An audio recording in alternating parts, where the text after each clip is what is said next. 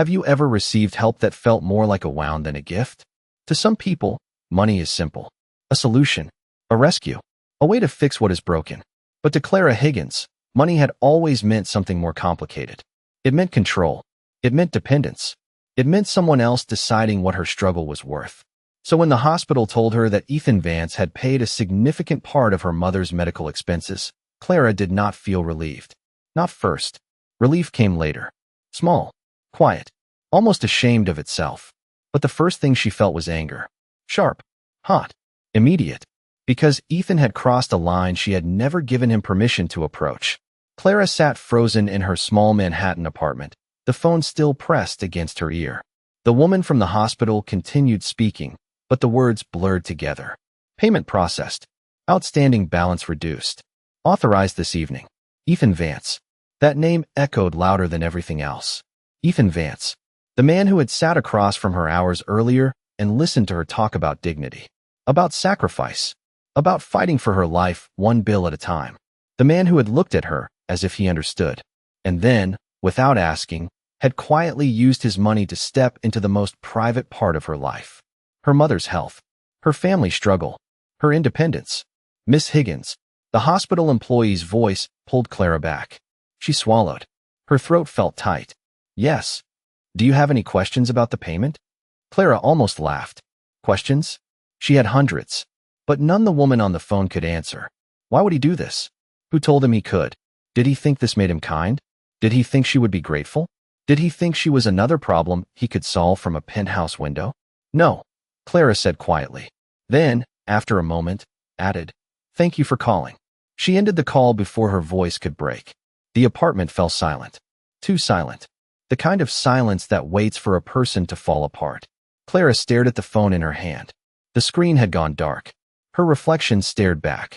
Tired. Confused. Angry. And underneath it all, terrified. Because part of her wanted to be grateful. That was the worst part. For months, she had carried those medical bills like stones in her chest. Every shift. Every tip. Every sleepless night. Every impossible calculation. And now part of that burden had been lifted. By Ethan. The man she barely knew. The man she was already trying too hard not to care about. The man who had just made caring feel dangerous. Clara stood suddenly. Too quickly. She needed movement. Needed air. Needed anything other than sitting in that tiny apartment with his name echoing in her mind. She paced the living room. Past the worn sofa. Past the kitchen table covered with bills. Past the window overlooking another brick wall. Back again. Her heart pounded. Not from fear. From fury. Because Ethan had not simply paid a bill. He had made a decision about her life without her. And Clara Higgins had spent too many years fighting to make her own decisions to accept that from anyone. Especially him. Especially now. She grabbed her phone again.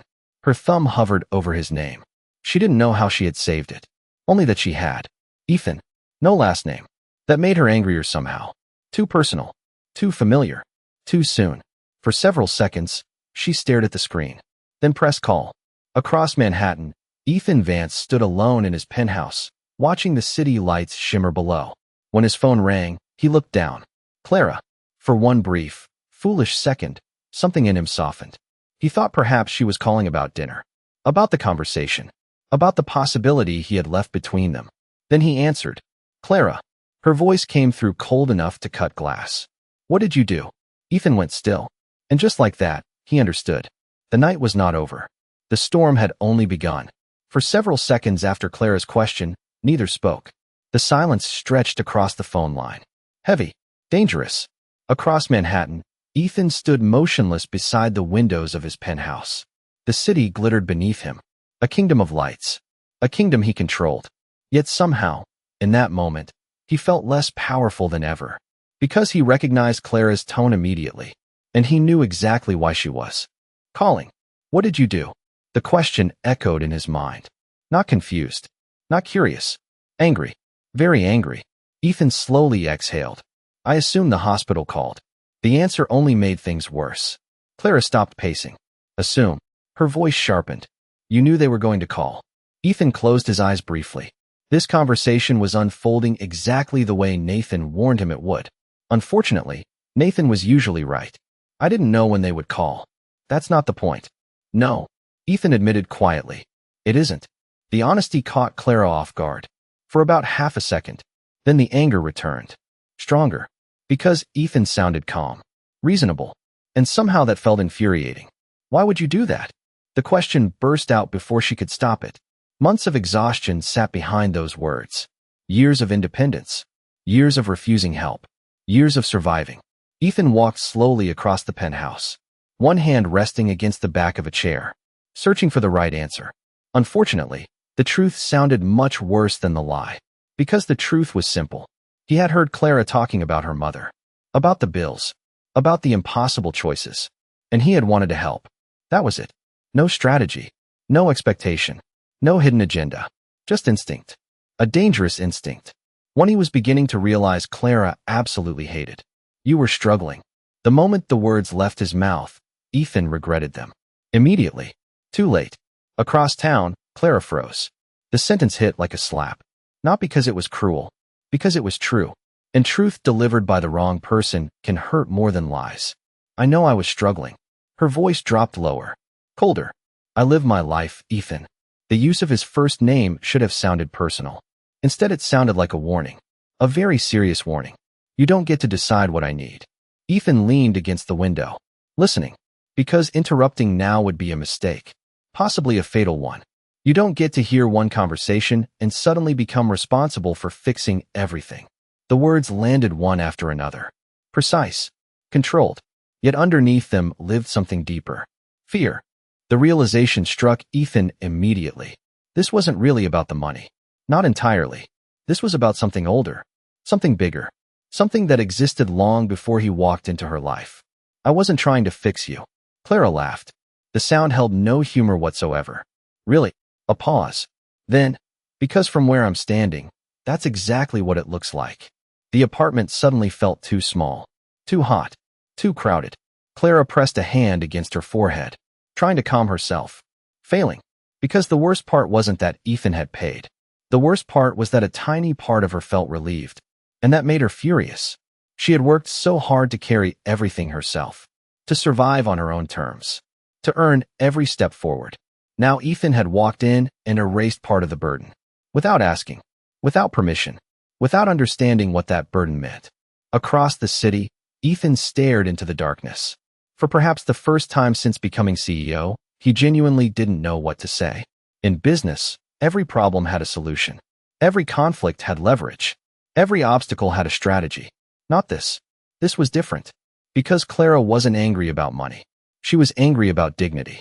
And Ethan was only beginning to understand the difference. Finally, he spoke. Carefully. Clara. The sound of her name softened his voice automatically. I wasn't trying to take anything from you. The silence that followed was devastating. Because when Clara finally answered, her voice broke. Just slightly.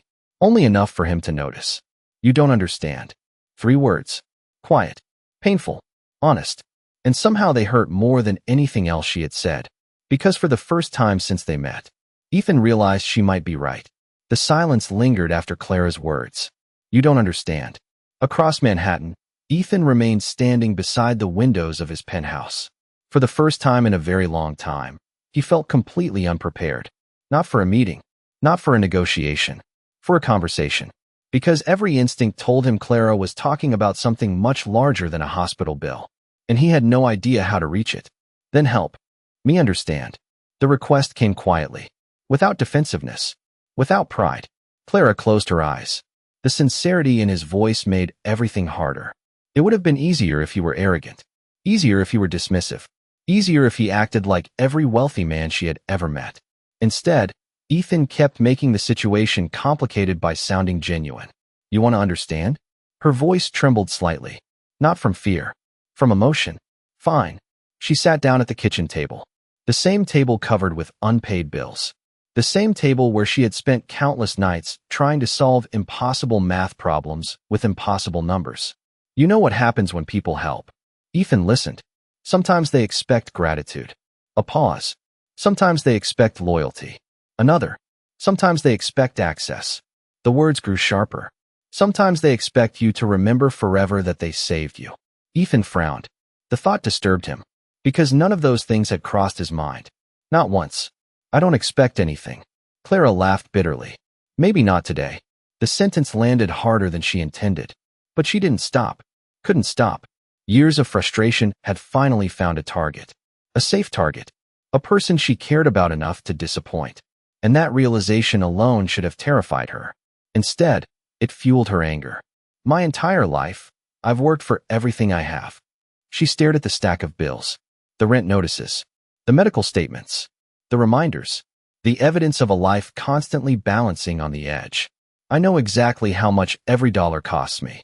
Across the city, Ethan slowly lowered himself into a chair. Listening. Really listening. Because something important was happening. Something painful. And if he interrupted, he would miss it. When my father died, nobody came to save us. Clara's voice softened. The anger mixing with grief. My mother and I figured it out. She swallowed. We struggled. Another pause. But we figured it out. The apartment felt smaller with every word. The memories pressed in around her. The extra shifts. The sleepless nights. The sacrifices. The constant pressure. And somehow, despite everything, she had remained standing. That mattered. More than Ethan seemed to realize. Then she said the thing she had been trying not to say. The thing buried beneath all the anger. The thing that finally explained everything. I don't want to become another person who owes you something. The words hung in the air. Heavy. Unavoidable. Across Manhattan, Ethan felt something tighten unexpectedly in his chest. Not because she was accusing him. Because she believed it. She genuinely believed that accepting his help would place her beneath him. The realization hurt far more than he expected. For several seconds, neither spoke. Finally, Ethan answered. And for the first time since the call began, there was pain in his voice. Real pain. Is that what you think of me? Clara froze. The question caught her completely off guard. Because she hadn't expected hurt. She expected frustration. Defensiveness. Maybe even anger. Not hurt. Yet it was there. Clear as day. That's not what I said. No. Ethan stared out at the city lights. But it's what you meant. The silence that followed felt different. More dangerous. Because for the first time since they met, both were wounded. Not by circumstances. Not by the world. By each other. And neither knew how to fix it. The silence stretched across the phone line. Long, heavy. Painful. Neither Clara nor Ethan seemed willing to be the first to break it. Because both understood something had changed. Not permanently. Not yet. But something had cracked. And neither knew how to put it back together. Across Manhattan, Ethan sat alone in his penthouse. The city lights shimmered beyond the glass. Normally, the view calmed him. Tonight it felt meaningless. Because all he could hear was Clara's voice. I don't want to become another person who owes you something. The words replayed endlessly. Not because they were cruel. Because they were honest. And honesty has a way of finding places where armor doesn't exist. Finally, Clara spoke again. Quieter now. The anger remained. But beneath it lived exhaustion. A much older emotion. You know what people see when they look at me? Ethan listened. Waiting. A waitress. A pause. Someone. Struggling. Another. Someone who needs help. The bitterness wasn't directed at him anymore. It was directed at the world. At assumptions. At labels. At every person who had mistaken hardship for weakness. Clara looked down at the bills scattered across the table. The evidence of a life constantly being measured. Constantly being judged. Constantly being underestimated. They never see the work. Her voice softened. They never see the years. The extra shifts. The missed holidays. The sacrifices. The dreams placed on hold. The invisible cost of survival. Ethan closed his eyes. Because suddenly he understood. Or at least he was beginning to. This wasn't about money. Money was only the symbol. The real issue was identity. The life Clara had built for herself. The strength she had earned. The dignity she protected. And without realizing it, Ethan had walked directly into the center of all of it. When you paid that bill, Clara stopped, searching for words. Words complicated enough to explain a feeling she barely understood herself. It felt like you looked at my life and decided I couldn't handle it. The sentence hit Ethan harder than anything else she had said. Because that wasn't true. Not even remotely. In fact, the opposite was true. He had never met anyone who seemed more capable, more resilient, more determined, which was exactly why he wanted to help. But somehow his actions had communicated the exact opposite. For the first time, Ethan saw the situation through her eyes. And what he saw made him deeply uncomfortable. Because intentions did not erase consequences. no matter how good they were. No. The word escaped before he could stop it. Clara fell silent. Ethan stood and walked toward the windows, one hand sliding into his pocket. The city stretched endlessly below, yet his thoughts remained entirely focused on one person. I never thought you couldn't handle it. His voice was calm, steady, honest. I thought you'd been handling it alone for far too long. The silence that followed was immediate and devastating, because Clara felt her anger hesitate. Only for a second, only briefly, but it happened, and she hated it, because the sincerity in his voice felt real, too real. The problem wasn't that Ethan sounded dishonest. The problem was that he sounded sincere, and sincerity was difficult to fight, especially when part of her wanted to believe him. That's not your decision to make. The response came softer now, less sharp, more vulnerable, and somehow that made it more painful. Ethan nodded slowly, even though she couldn't see him. I know. The admission surprised her. Again, no argument, no defense, no attempt to justify himself, just acceptance. For several moments, neither spoke. Then Ethan said something unexpected, something he rarely said to anyone. I'm sorry. Clara blinked. The words seemed almost impossible, not because she doubted his ability to apologize, because she realized he meant it. Completely. Not sorry for helping. Sorry for hurting her. The distinction mattered. A great deal. The apartment suddenly felt smaller, quieter. The anger that had carried her through the conversation was beginning to fade, leaving confusion behind.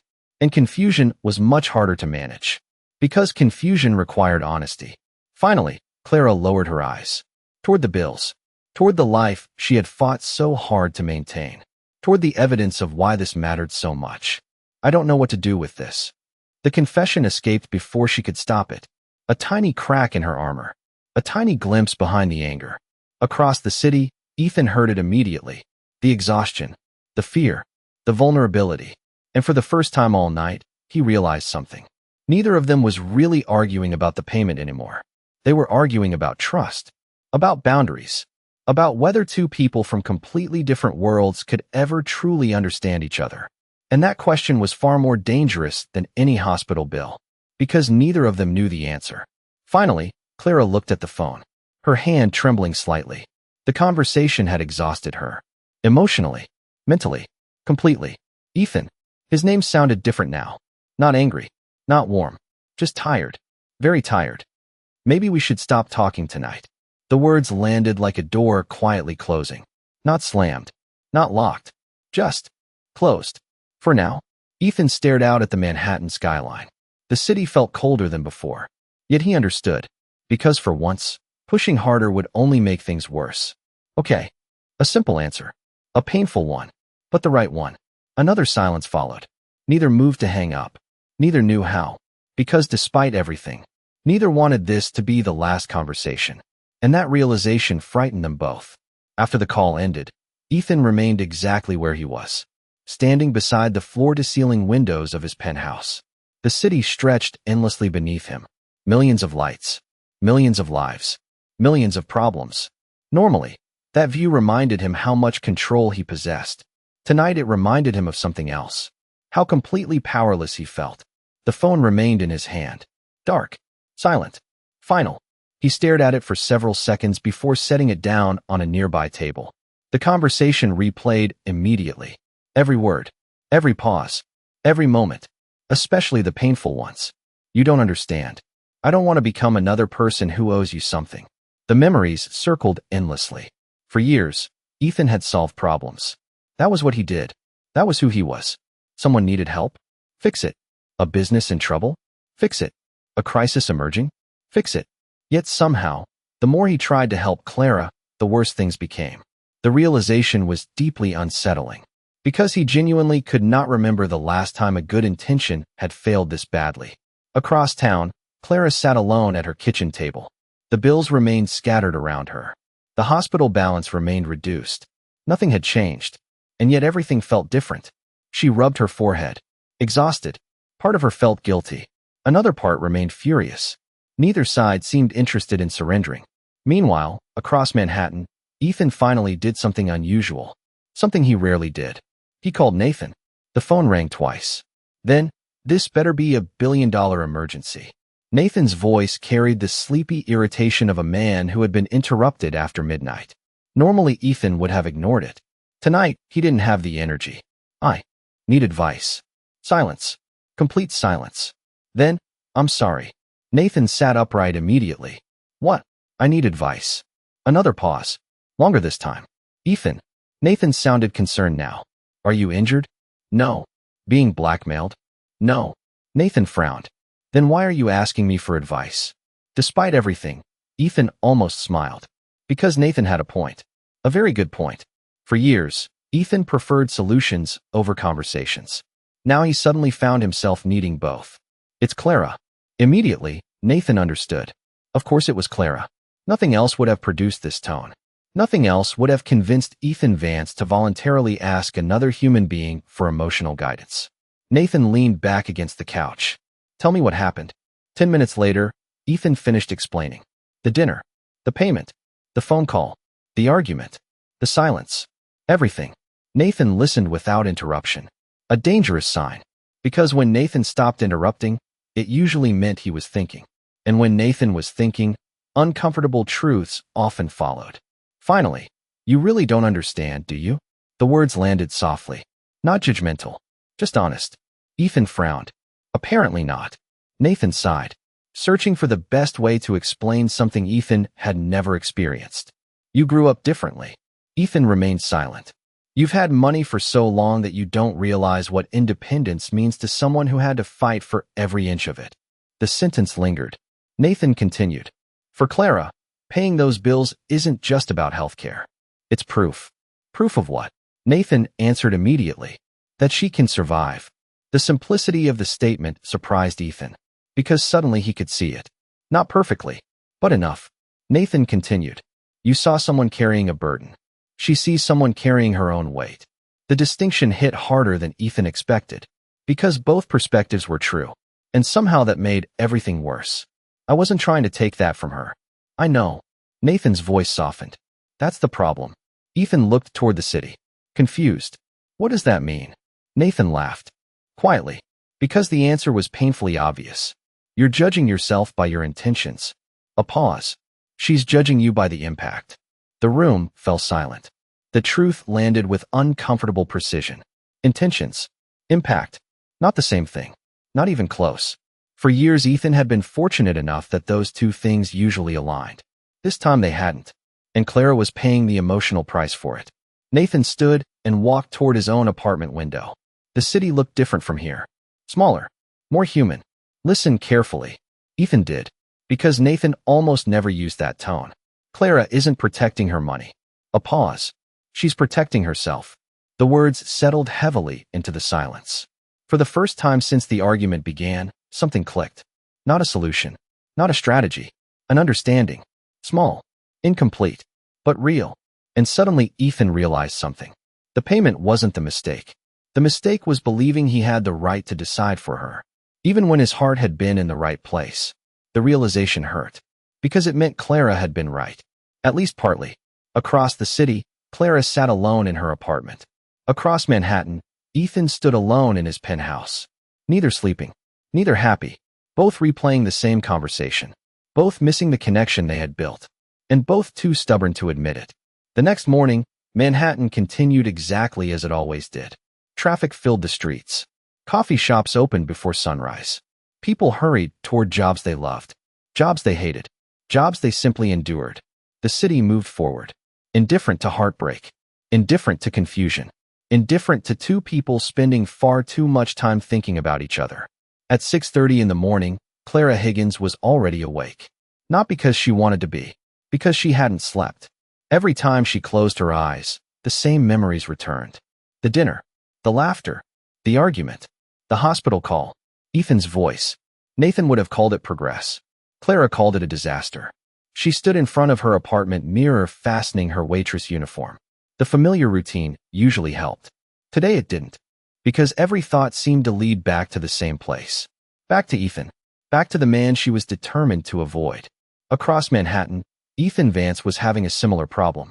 Except instead of a small apartment, he stood inside a luxury penthouse overlooking the city. And instead of fastening a waitress uniform, He was preparing for a board meeting worth hundreds of millions of dollars. Neither detail seemed particularly important, not compared to the conversation replaying endlessly inside his head. Nathan's words lingered. She's protecting herself. The realization refused to leave. For perhaps the first time in his life, Ethan found himself examining a mistake instead of fixing it. And he hated it. Not because he had been criticized, because Clara had been hurt. The distinction mattered more than he wanted to admit. A few hours later, Clara entered the restaurant. The familiar sounds welcomed her. The clinking of dishes, the hum of conversation, the smell of coffee. Normally, it felt comforting. Today it felt dangerous, because every corner of the restaurant reminded her of him. The table by the window, the chair where he sat, the skyline behind the glass. Even the memory of his laugh seemed trapped inside the walls. "Good morning." Clara nearly jumped. Her manager looked surprised. "Tough night." Clara forced a smile. "You could say that." The manager nodded sympathetically, then walked away, leaving Clara alone with her thoughts again. Unfortunately, her thoughts remained terrible company. Across town, Ethan sat through a meeting without hearing half of it. Charts appeared. Forecasts were discussed. Decisions were made. He contributed exactly when necessary. Nothing more. Nathan noticed immediately. Of course he did. Nathan noticed everything. After the meeting ended, he followed Ethan into a hallway. "You look miserable." Ethan didn't even bother denying it. Nathan considered that a troubling sign. "You know what's annoying?" Ethan glanced toward him. "What?" Nathan smirked. "I spent years trying to make you care about people." A pause. "Now I kinda miss the old version." Despite himself, Ethan laughed. Briefly. "That's helpful." "I thought so." The smile faded. Nathan became serious. "Have you called her?" "No." "Good." That answer surprised Ethan. Nathan noticed. "She's angry." A pause. "Let her be angry." Simple advice. Difficult advice. Necessary advice. Across the city, Clara had reached the exact same conclusion. Avoid Ethan. Avoid conversations. Avoid complications. Most importantly, avoid caring. The strategy sounded excellent in theory. Reality had other plans. Around lunchtime, Clara passed the window table. The same table where everything had changed. Without meaning to, she stopped. Just for a second. Just long enough to remember. The way he listened. The way he smiled. The way he looked genuinely hurt during the phone call. The memory unsettled her immediately. Because anger would have been easier. Much easier. Anger creates distance. Understanding destroys it. Clara resumed walking. Faster this time. As if she could outrun the thought. She couldn't. That evening, Ethan stood alone beside the windows of his penthouse again. While across Manhattan, Clara sat alone beside her apartment window. Neither knew what the other was doing. Neither reached for their phone. Neither sent a message. Neither called. Yet somehow both ended the day in exactly the same way. Looking out at the city. Thinking about a conversation they weren't having. And missing a person they weren't ready to admit they missed. 3 days passed. Not a message. Not a phone call. Not a single accidental encounter.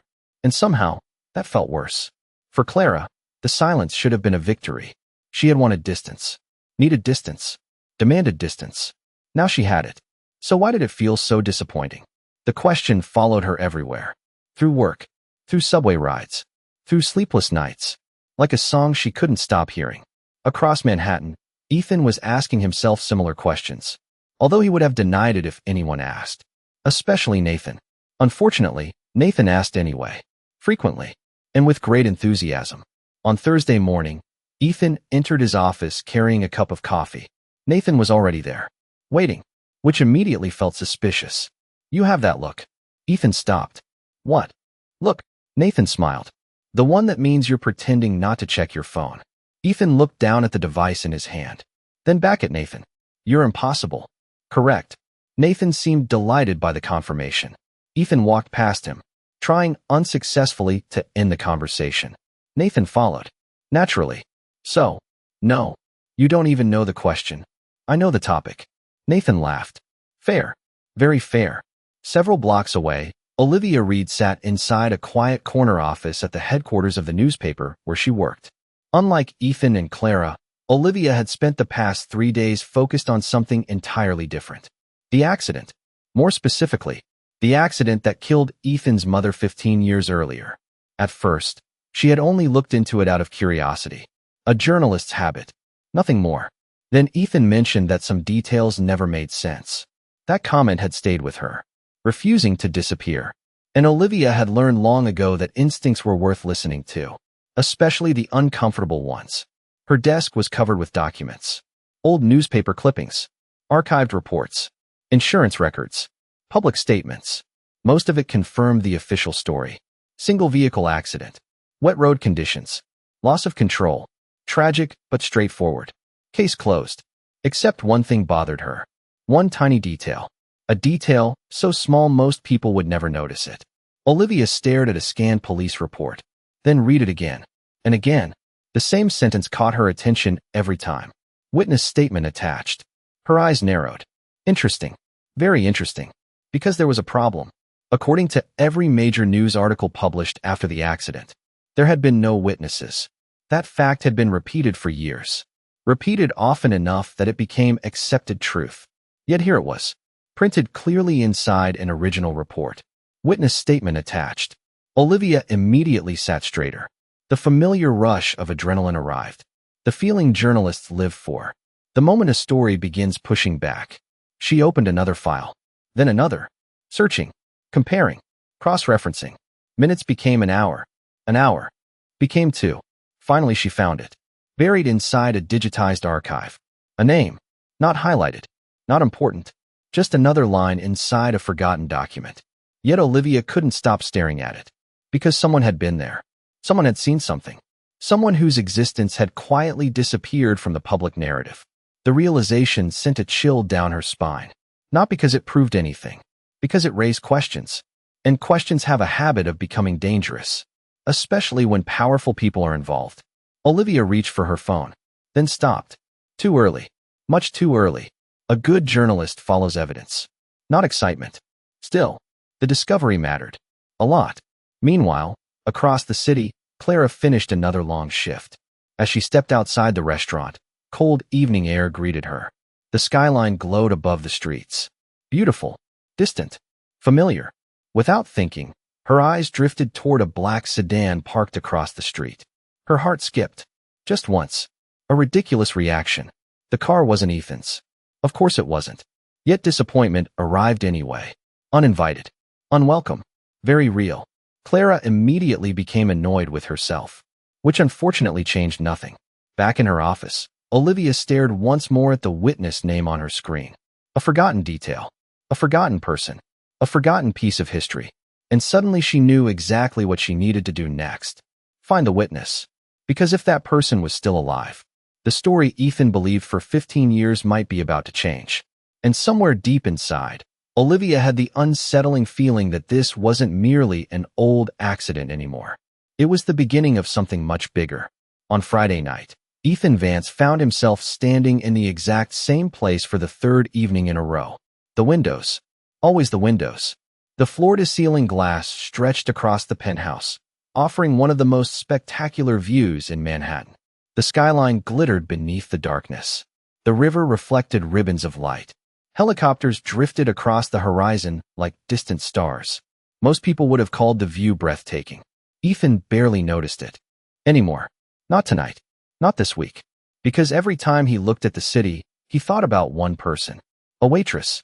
The realization remained deeply irritating. And completely unavoidable. His phone sat on a nearby table. Silent. Exactly where he had left it an hour ago. And despite Nathan's relentless teasing, Ethan had not checked it. At least not in the last 5 minutes. Which, admittedly, represented significant personal growth. A knock sounded at the penthouse door. Nathan entered without waiting for permission. Another habit Ethan had long since given up trying to stop. You look terrible. Ethan didn't turn around. Good evening, Nathan. I've had better. Nathan walked farther inside, studying his friend. The expensive suit remained flawless. The posture remained confident. The billionaire exterior remained intact. Yet something underneath had shifted, and Nathan saw it immediately, because he had known Ethan for almost 20 years. You miss her. The statement landed without warning. Ethan sighed, slowly, deeply, the sound of a man who knew resistance was pointless. Nathan smiled. That was not a denial. Interesting. I'm not discussing this. Of course you aren't. Nathan sat on the couch, comfortably, like someone settling in for entertainment. You know what fascinates me? Ethan remained silent, which Nathan interpreted as encouragement. Incorrectly. You've negotiated mergers worth billions of dollars. Nathan continued. You've outmaneuvered politicians. Another pause. You've terrified entire industries. Ethan finally looked over. What exactly is your point? Nathan grinned. My point is that a waitress from Pennsylvania has completely dismantled your ability to function normally. The observation was wildly exaggerated. Unfortunately, not entirely inaccurate. Ethan returned his attention to the city, which Nathan interpreted as another victory. Also correctly, several miles away, Clara sat alone inside her apartment. The television was on. She wasn't watching it. A book lay open beside her. She wasn't reading it. Her tea had gone cold 20 minutes earlier. She hadn't noticed. The problem wasn't boredom. The problem was distraction. Specifically, one very frustrating distraction. Clara reached for the book again. Read the same paragraph. Then read it a second time. Then a third. Not a single word stayed in her head. Finally, she closed the book.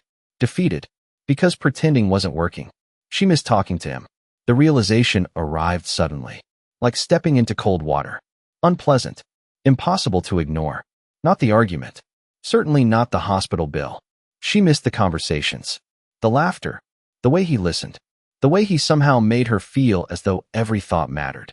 The admission annoyed her immediately. Because Ethan Vance remained the source of the entire problem. Yet somehow he was also becoming the thing she missed most. Life would have been much easier if he had simply stayed a stranger. Across Manhattan, Ethan had reached a similar conclusion, though he would have described it very differently, and with considerably fewer emotions. Probably. Nathan eventually stood, stretching, preparing to leave, then stopped near the door. One final thought occurring to him. You know what's funny? Ethan looked up. What? Nathan smiled. For years you claimed relationships were distractions. A pause. You were right. The answer confused Ethan. Then Nathan added, you just forgot that some distractions are worth having. Before Ethan could respond, Nathan disappeared into the hallway, leaving behind silence, and a sentence Ethan couldn't stop thinking about. Meanwhile, Clara moved toward her apartment window. The city stretched before her. Endless. Beautiful. Complicated. Somewhere out there, Ethan was living his life. Working. Sleeping. Breathing. Existing. The simple fact brought her an unexpected comfort, which made absolutely no sense. And that was perhaps the most troubling part of all.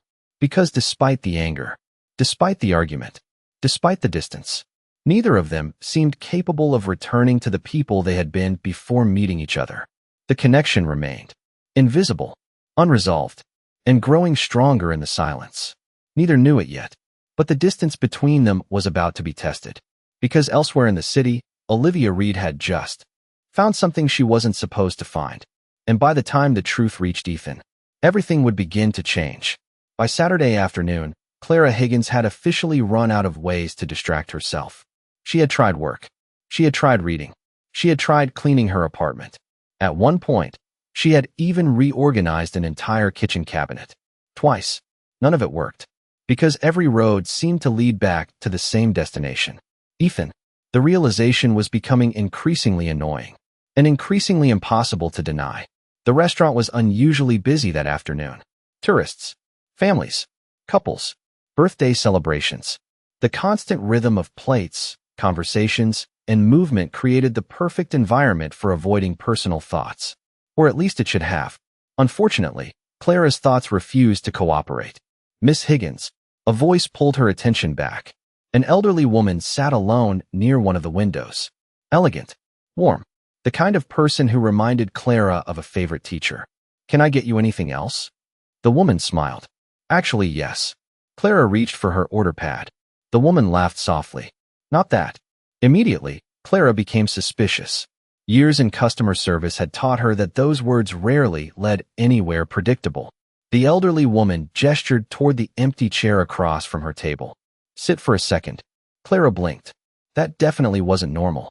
Yet something about the woman's smile felt safe. So after a brief hesitation, Clara sat. What can I help you with? The woman studied her carefully. Not rudely. Curiously. Then, someone broke your heart. Clara nearly choked. What? The woman looked pleased with herself. I knew it. No. Clara shook her head immediately. Nothing like that. The older woman raised an eyebrow. A very experienced eyebrow. The kind that had witnessed decades of bad excuses. If you say so. Clara sighed. This conversation was already getting out of control. I promise nobody broke my heart. The woman considered that, then smiled. Then perhaps someone confused it. Unfortunately, that was much closer to the truth. The realization unsettled Clara immediately. The woman noticed. Of course she did. You miss him. The statement arrived gently, not as a question, as an observation. Clara stared. You're very confident. The woman laughed. My husband and I were married 52 years. A pause. I've seen every version of denial that exists. That answer made Clara smile despite herself. The woman leaned back, comfortably, patiently, waiting. Eventually Clara surrendered. Slightly. Let's say there's someone. The older woman nodded. Satisfied. Let's say he did something I didn't ask him to do. Helpful. Clara groaned. The woman laughed. Helpful. A pause. Very helpful. Another. Infuriatingly helpful. Now the woman looked genuinely amused. Those are often the worst kinds. For the first time all day, Clara laughed. A real laugh. Unexpected. Necessary. The woman waited for the laughter to fade, then asked, Did he mean well? The question arrived quietly, dangerously, because Clara already knew the answer. That wasn't the problem. Of course Ethan meant well. That was precisely what made everything so complicated. Yes. The admission came reluctantly. The woman nodded, as though she had expected it. And did he hurt you intentionally? Clara immediately answered. No. Another nod. Interesting. Very interesting. The woman folded her hands together, then said something Clara wasn't prepared to hear. Sometimes pride protects us. A pause. Sometimes it protects us so well that it keeps out things we actually need. The restaurant noise seemed to fade. Not completely. Just enough. Because the words found a place Clara had been carefully avoiding. The older woman smiled kindly. I'm not saying you should forgive him. Clara listened. I'm saying you should be honest about why you're angry. The sentence lingered. Long after the woman returned to her meal. Long after Clara returned to work. Long after the conversation ended. Because suddenly a troubling possibility had appeared. What if she wasn't only angry about the payment? What if part of her anger came from disappointment? From hurt? From expectations she never intended to develop? From caring more than she wanted to admit? The realization followed her throughout the rest of the shift. And for the first time since the argument, Clara began questioning her own side of the story. Across Manhattan, Ethan sat alone in his office reviewing reports he wasn't actually reading. Neither of them knew it yet, but the distance between them was beginning to crack. Slowly, quietly, almost invisibly. And elsewhere in the city, Olivia Reed was about to uncover information that would make all of their personal problems seem very small by comparison. Saturday night arrived quietly. The city glowed beneath a blanket of lights and reflections. Somewhere, couples were celebrating anniversaries. Somewhere, strangers were meeting for the first time. Somewhere, people were saying goodbye. Manhattan never stopped creating stories. And tonight, two people were trying very hard not to continue theirs. Unfortunately, neither was particularly successful. At 9:15, Clara Higgins sat alone on her apartment couch. Her phone rested beside her. A dangerous location. Too close. Far too close. For nearly 20 minutes, she had been pretending not to look at it. The effort was embarrassing and ineffective. Eventually, she picked it up, just to check the time. A lie so transparent, even she didn't believe it. The screen illuminated. No messages. No missed calls. No Ethan. A strange disappointment settled inside her chest. The feeling lasted approximately 3 seconds. Then she became annoyed with herself. Again, this was becoming a pattern. Her thumb hovered over his name. Not because she intended to call. Certainly not. She simply wanted to see it. A perfectly reasonable thing to do. A completely harmless thing. The sort of logic people use immediately before making terrible decisions. Clara stared at the contact. Ethan. No last name. Still, the sight alone was enough to bring back memories. The restaurant. The conversation. The laughter. The argument. The apology. Everything. For one reckless moment, she considered calling. Not to forgive him. Not even to discuss the hospital bill. Just to talk. The realization startled her. Because that was exactly what she missed. Talking. Nothing more. Nothing less. Slowly, Clara locked her phone and placed it face down on the table, then pushed it farther away. as though distance could somehow solve the problem. Across Manhattan, Ethan was doing something remarkably similar. Except instead of sitting on a couch, he stood inside his office. Alone. The building had mostly emptied hours ago. Only a handful of lights remained visible across the executive floor. Normally, Ethan appreciated the silence. Tonight it felt unusually loud. His phone sat beside an unfinished report. For several minutes, he ignored both, then finally picked up the phone. Not because he intended to text Clara. Of course not. That would violate Nathan's advice. And Nathan had been annoyingly correct lately. Instead, Ethan simply opened their previous conversation. A harmless decision. An innocent decision. A decision made by a man who was absolutely not thinking about sending a message. The empty text box waited. Patiently. Dangerously. Without realizing it, Ethan typed, "Hope you're okay." He stared at the words. Simple. Respectful. Reasonable. Which was exactly why they were a problem. Because sending them would mean reopening a door Clara had clearly closed. A minute passed. Then another. Finally, Ethan deleted the message. One word at a time. The blank screen returned. And somehow that felt worse. Elsewhere in the city, Olivia Reed sat at her desk, surrounded by documents. Unlike Ethan and Clara, she had no interest in romance tonight. She was chasing something else. The witness.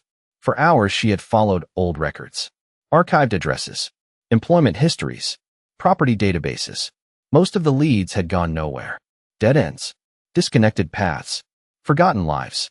Then, shortly after 10 o'clock, something changed. Olivia found a name. The same name from the witness statement. Attached to a more recent record. Not recent enough. But recent. Enough. Her pulse quickened. Carefully, she opened another file. Then another. The pieces began moving. Slowly. Reluctantly. Yet undeniably. The witness was real. And more importantly, the witness had disappeared from every public version of the story almost immediately after the accident. That wasn't proof of anything. Not yet. But it was unusual. Very unusual. Olivia leaned back in her chair, thinking. Journalists develop instincts the way musicians develop rhythm. Not overnight. Over years. And every instinct she possessed was screaming the same thing. Something about this story was wrong. Meanwhile, Clara once again picked up her phone. And across Manhattan, Ethan did exactly the same thing. Neither knew the other was doing it. Neither sent a message. Neither made the call. Yet for one brief moment, separated by miles of city streets and countless lights, both stared at the same name. Both wondered the same thing. And both chose silence. For now, unfortunately, silence was about to become impossible. Because Olivia Reed had just uncovered the first real crack in a 15-year-old lie. And the truth was finally beginning to push its way to the surface. At 11:47 Saturday night, Olivia Reed stopped pretending this was a coincidence. For 3 hours, she had sat alone in her office. 3 hours of documents. 3 hours of archived records. 3 hours of chasing a thread most people would have ignored. The witness. Everything kept leading back to the witness. And now, for the first time, Olivia understood why. Because someone had worked very hard to make that person disappear. Not literally. Professionally. Administratively. Historically. The difference mattered. A lot. Olivia stared at her computer screen. The name remained visible. A man named Thomas Keller. At the time of Ethan's mother's accident, Thomas Keller had been a highway maintenance supervisor working less than a mile from the crash site. According to the original police report, he arrived only minutes after the accident occurred. According to public records, his statement existed. According to every news story published afterward, it didn't. The contradiction sat in front of her like a loaded weapon. Quiet. Dangerous. Waiting. Olivia reached for her coffee, then remembered it had gone cold 2 hours earlier. Typical. A small price to pay for a story. Her phone buzzed. Nathan. Perfect timing. Olivia answered immediately. You aren't asleep. Nathan sounded amused. When have you ever known me to sleep while investigating? Something interesting. Fair point. What did you find? Olivia hesitated. Not because she didn't trust Nathan. Because she wanted to choose her words carefully. Tell me something. Nathan leaned against his kitchen counter. Already concerned. That sounds ominous. It should. A pause. Then, did Ethan ever mention a witness? Silence. Immediate silence. Nathan's expression changed. Subtly, but noticeably. No. The answer came quickly. Too quickly. Why? Olivia stared at the screen. because suddenly her instincts felt even louder, more urgent, more troubling. There was one. Another silence. Longer this time. Nathan straightened. What do you mean there was one? The original report includes a witness statement. Nathan frowned. That made no sense. For 15 years, the accident had been discussed publicly, repeatedly, extensively. Never once had anyone mentioned a witness. Are you sure? Olivia almost laughed. A journalist's favorite question, and one she appreciated. Very. Nathan walked toward the living room window. The city lights suddenly felt less beautiful, less comforting. What did the witness say? The question hung between them. Unfortunately, Olivia didn't know. Not yet. That was the problem. The statement existed. The witness existed. Yet the actual testimony had been removed from every accessible archive she could find. Someone had left the cover page and taken everything else. The realization was deeply unsettling. Nathan immediately understood why. That shouldn't be possible. No, Olivia agreed. It shouldn't. For several moments, neither spoke, both thinking the same thing. If a witness statement had vanished, someone wanted it gone. The implication felt obvious and dangerous.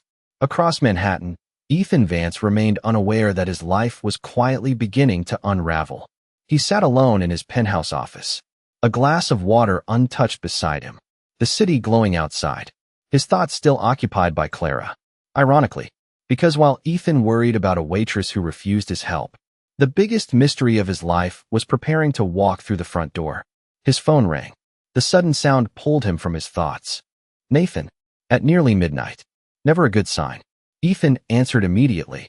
Nathan. No greeting. No jokes. Nathan's voice sounded different. Serious. Focused. The kind of voice reserved for emergencies. Ethan. Something tightened inside his chest. What happened? Nathan glanced at Olivia through the video call still open on his laptop, then back toward the city, choosing his words carefully, very carefully, because once spoken, there would be no taking them back. Olivia found something. The room seemed to grow quieter. Ethan slowly stood. His instincts immediately awakened. The same instincts that had helped him build an empire. The same instincts now warning him that something was wrong. What kind of something? Nathan exhaled, then said the words that changed everything. There was a witness. Silence. Absolute silence. Ethan froze. For a moment, he genuinely thought he had misheard. Because that was impossible. The accident had happened 15 years ago. Every report, every investigation, every official record. No witness. That had always been the story. Always. What? The word escaped quietly, almost involuntarily. Nathan repeated it. There was a witness. Ethan's pulse quickened. The city vanished. The office vanished. Everything vanished. Except one thought. A witness. Someone had seen what happened that night. Someone had been there. Someone might know the truth. For 15 years, Ethan had carried questions without answers. Questions he eventually stopped asking. Questions he buried beneath work, success, responsibility. Now those questions were suddenly alive again. And somewhere deep inside, a feeling he hadn't experienced since he was 17 years old began to return. Hope. Hope is a dangerous thing, especially when it arrives after 15 years. For several moments after Nathan's words, Ethan stood completely motionless. There was a witness. The sentence echoed through his mind. Again, and again, and again. A witness. Someone had been there. Someone had seen something. Someone who might finally answer questions that had haunted him for half his life. Across the city, Olivia remained on speakerphone. Nathan stood beside his apartment window. Neither interrupted, neither rushed him, because both understood the magnitude of what had just happened. Finally, Ethan spoke, his voice quieter than usual. When do we leave? Nathan blinked. Leave? The witness. A pause. Where is he? Olivia exchanged a glance with the empty office around her. The question had been inevitable, and honestly, she would have asked the same thing. I found the last known address. The answer arrived carefully. Last known. Ethan immediately noticed the wording. Journalists were precise with language. Olivia more than most. I don't know if he still lives there. The distinction mattered. But not enough. Not tonight. Not after 15 years. I'm going. Nathan sighed. Exactly as expected. Of course you are. 45 minutes later, Ethan's black sedan moved through the sleeping streets of Manhattan. Nathan sat beside him. Olivia followed in her own car. The city gradually changed around them. Glass towers gave way to older neighborhoods. Older neighborhoods gave way to industrial streets. The journey felt strangely surreal, like traveling backward through time, back toward a night nobody had fully understood, back toward questions nobody had answered, back toward the beginning. Ethan spent most of the drive staring through the window, silent. The closer they got, the faster his heart seemed to beat. Not from fear, from possibility.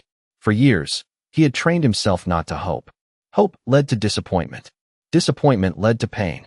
Work had been simpler, safer. Yet tonight hope returned anyway. Uninvited. Unstoppable. Eventually the car slowed.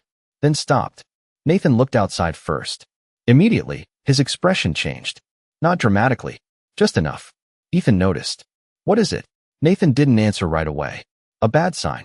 Very bad. Slowly, Ethan stepped out of the vehicle. Cold night air greeted him. Then he looked up and understood. The house stood at the end of a quiet street. Small. Dark. Abandoned. Several windows were boarded shut. Paint peeled from the exterior walls.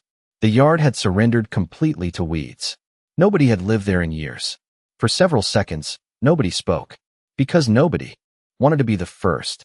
Finally, Nathan shoved his hands into his pockets. This feels promising. Olivia ignored him. She was already moving toward the front porch. Determined. Focused. Very journalist. The front door hung slightly open. Not broken. Just forgotten. Like everything else surrounding it. Inside, dust covered nearly every surface. Furniture remained where it had been left. A chair. A lamp. A bookshelf. The remains of an ordinary life. Frozen in time. Ethan moved carefully through the house. Every step producing soft echoes. Every room producing disappointment. No witness. No answers. No explanation. Just absence. The feeling was painfully familiar. Eventually, Olivia entered what appeared to be a small office. Most of the shelves were empty. Most. Not all. Something rested against the wall behind an old filing cabinet. A frame, partially covered in dust. Olivia froze, then slowly reached for it. What is it? Nathan stepped closer. Olivia turned the frame around, and suddenly the room became silent. Completely silent. Because the photograph showed a roadside accident scene. Nighttime. Emergency vehicles. Police lights. Rain. The image quality wasn't perfect, but it didn't need to be. Ethan immediately recognized the location. The curve in the road. The guardrail. The intersection. His breath caught.